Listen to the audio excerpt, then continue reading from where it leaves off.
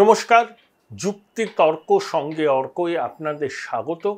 আপনাদের সঙ্গে আমি অর্কপ্রভ সরকার। আরও এক নতুন মাইল ফলক ছুঁলেন নরেন্দ্র মোদী। সমাজ মাধ্যম এক্সে তার ফলোয়ারের সংখ্যা গিয়ে দাঁড়ালো 100 মিলিয়ন, মানে 10 কোটি। অনেক পিছনে জো বাইডেন থেকে শুরু করে অন্য রাষ্ট্রনেতারা, আমাদের রাহুল গান্ধীও অনেক পিছনে। এমনকি লেডি গাগা, কিম কার্দাশিয়ানরাও নরেন্দ্র মোদীর এক্স হ্যান্ডেলের ফলোয়ারের সংখ্যার থেকে পিছনে। প্রধানমন্ত্রী মোদী উচ্ছ্বসিত ফার্স্ট বয় হতে পেরে, এবং তিনি বলেছেন সমাজ মাধ্যমের বার্তায় এই প্রাণবন্ত আদান প্রদানমূলক মাধ্যমে যুক্ত হতে পেরে তিনি আনন্দিত এবং গর্বিত। অনেক অন্তর্দৃষ্টিও তিনি পান এবং এই চর্চাও তার আগামী দিনে জারি থাকবে। প্রধানমন্ত্রীর ইউটিউব ফলোয়ার 2.5 কোটি, ইনস্টাগ্রামেও বিপুল। অর্থাৎ সমাজ মাধ্যমে তাবর তাবর রাষ্ট্রনেতা এবং সেলিব্রিটিদের কার্যত 10 গোল দিয়েছেন প্রধানমন্ত্রী নরেন্দ্র মোদী। এটা তার জনপ্রিয়তার একটা স্বীকৃতিও বটে। তাই বললাম নতুন মাইল ফলক ছুঁলেন মোদী। কিন্তু আর একটা বিষয় যেটা খুব উদ্বিগ্ন করেছে, সেটা হচ্ছে আমেরিকার সময় 13ই জুলাই সন্ধ্যেবেলা, আমরা ভারতীয়রা জেনেছি 14ই জুলাই ভোরের দিকে, যে আমেরিকার প্রাক্তন প্রেসিডেন্ট, এবারও রিপাবলিকান প্রেসিডেন্টের পদপ্রার্থী ডোনাল্ড ট্রাম্প বরাত চড়ে বেঁচে গেছেন। এক 20 বছরের যুবক ট্রাম্পকে লক্ষ্য করেই গুলি চালিয়েছিল, কিন্তু লক্ষ্যভ্রষ্ট হয়। সে নাকি আক্কালে রিপাবলিকান দলের সমর্থক ছিল, কিন্তু মাঝে মধ্যে লেফট লিবারাল গোষ্ঠীকে সে চাঁদাও দিত। সে নিজেও মারা গেছে। অনেকগুলো প্রশ্ন উঠছে, কারণ আমেরিকায় ঘরে ঘরে এখন নাকি অস্ত্রের এই মজুদ ভান্ডার। রীতিমতো পাবলিক কনজামশনের জন্য এই মানুষঘাতী অস্ত্র বিক্রি হয়। কেউ কোনো রাশ টানতে পারেনি। মাঝে মধ্যেই দেখবেন শপিং মলে এলোপাতাড়ি গুলি চালিয়ে বন্দুকবাজ মেরে ফেলেছে লোকজন। এমনকি স্কুলে ঢুকে গিয়ে বাচ্চাদের নৃশংসভাবে খুন করছে। এখন প্রেসিডেন্টের উপর আক্রমণের ঘটনাটা কি লোন উলফ সিনড্রোম, নাকি এরা সুপরিকল্পিত চক্রান্ত? যত দিন যাবে তত এই রহস্যের সমাধান হবে। পৃথিবীতে বিভিন্ন দেশের রাষ্ট্রপ্রধানরা এভাবে আততায়ীর হামলায় প্রাণ হারিয়েছেন। সুইডেনের অলোফ পালমে, আমার মনে আছে 80-র দশকের গোড়ায় আমেরিকার যখন রেগান তো প্রেসিডেন্ট, তিনিও আক্রান্ত হয়েছিলেন একজনের দ্বারা। এক হলিউডের অভিনেত্রীকে ইমপ্রেস করবার জন্য আততায়ী রেগানকে আক্রমণ করেছিল। তার আগে কেনেডি থেকে শুরু করে মার্টিন লুথার কিং জুনিয়র অনেকেই আততায়ীর হাতে আক্রান্ত হয়েছিল। ভারতবর্ষে ইন্দিরা গান্ধী বলুন, রাজীব গান্ধী বলুন, পাঞ্জাবের প্রাক্তন মুখ্যমন্ত্রী বিয়ন সিং বলুন, এই ধরনের ঘটনা আছে। পাকিস্তানে প্রেসিডেন্ট জিয়াউল হকের রহস্য মৃত্যু এখনো অধরা। মুজিব তার বাসভবনে খুন হয়েছিলেন, ইত্যাদি ইত্যাদি অনেক এক্সাম্পল আছে। দেখুন, সিক্রেট সার্ভিসের দায় এড়াতে পারে না,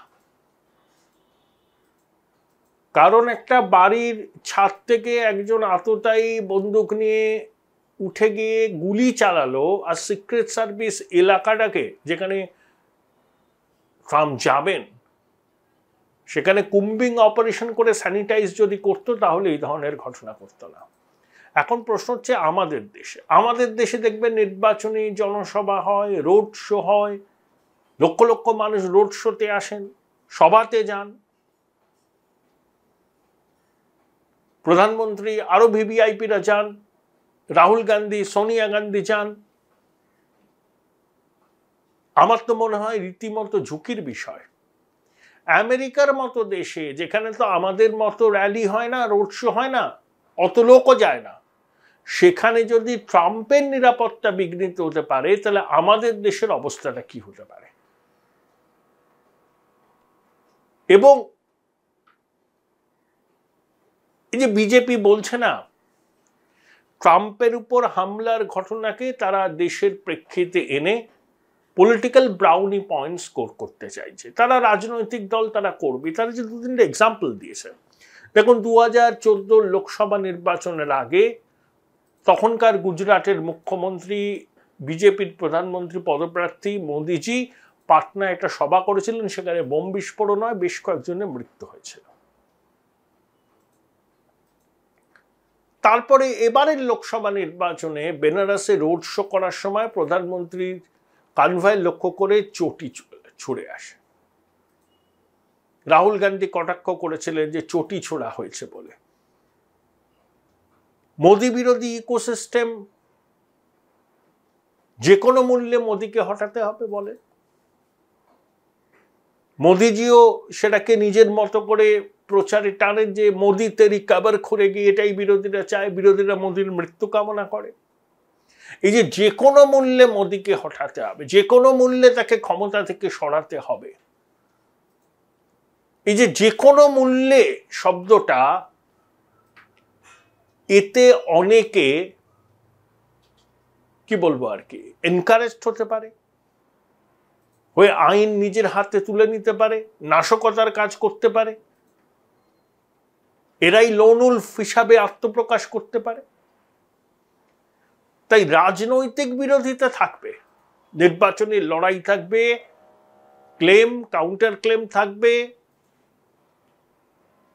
ব্যক্তিগত আক্রমণ করা উচিত নয় বলে আমরা যতই বলি, সেই ব্যক্তিগত আক্রমণের রাস্তা থেকে কেউ সরে আসবে না। কিন্তু যে কোনো মূল্যে কাউকে ক্ষমতা থেকে সরাতে হবে, যে কোনো মূল্যে কাউকে ক্ষমতায় আসা থেকে রুখতে হবে, এই ধরনের কথা বললে যে উত্তেজনা তৈরি হয়, তাতে কিছু বিপথগামী মানুষ যদি এমন কিছু করে ফেলে, তার দায় কিন্তু সমাজ এড়াতে পারে না।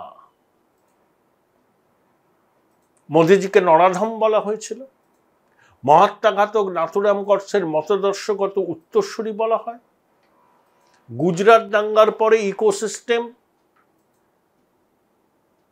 তাকে যা খুশি বলে অভিহিত করে। স্বয়ং সোনিয়া গান্ধী 2007 সালের নির্বাচনী প্রচারে গুজরাটে গিয়ে বলেছিলেন মদ কা সওদাগর। এই ধরনের শব্দবন্ধন ব্যবহার না করাই ভালো। সব রাজনৈতিক দলের কাছেই এটা শিক্ষণীয়। বিজেপির নেতারাও অনেক সময় এমন প্ররোচনামূলক বক্তব্য রাখেন, তাতে কিন্তু সামাজিক স্থিতি নষ্ট হতে পারে। সঙ্গপ্রধান বলেছেন না, কেউ শত্রু নয় প্রতিপক্ষ। আমরা নির্বাচনের লড়াইয়ে নেমে এই ব্যাপারটা ভুলে যাই। দীর্ঘদিনের ইলেকটোরাল ব্যাটেল, সংসদীয় রাজনীতিতে ফার্স্ট পাস্ট দ্য পোস্ট, ক্ষমতায় আসাই মূল কথা, কিন্তু কোথাও একটা সীমা থাকা দরকার। মদ কা সওদাগর বলাও যেমন সমর্থনযোগ্য নয়, আবার ওই অনুরাগ ঠাকুর বলেছিলেন না, গলি মারো সালোকো, এগুলো বলা উচিত নয়। একটা সীমারেখা থাকা উচিত। সে সীমারেখা লঙ্ঘন করলে কিছু বিপদকামী মানুষ উৎসাহিত হন, তাদের একটা নির্দিষ্ট রাজনৈতিক হয়তো মতাদর্শ আছে, সেই রাজনৈতিক মতাদর্শকে উস্কে দিচ্ছে একদল লোক, এবং তারাও বিপদকামী হয়ে এমন কিছু পদক্ষেপ নেন যার খেসারত দেশকে দিতে হবে। তাই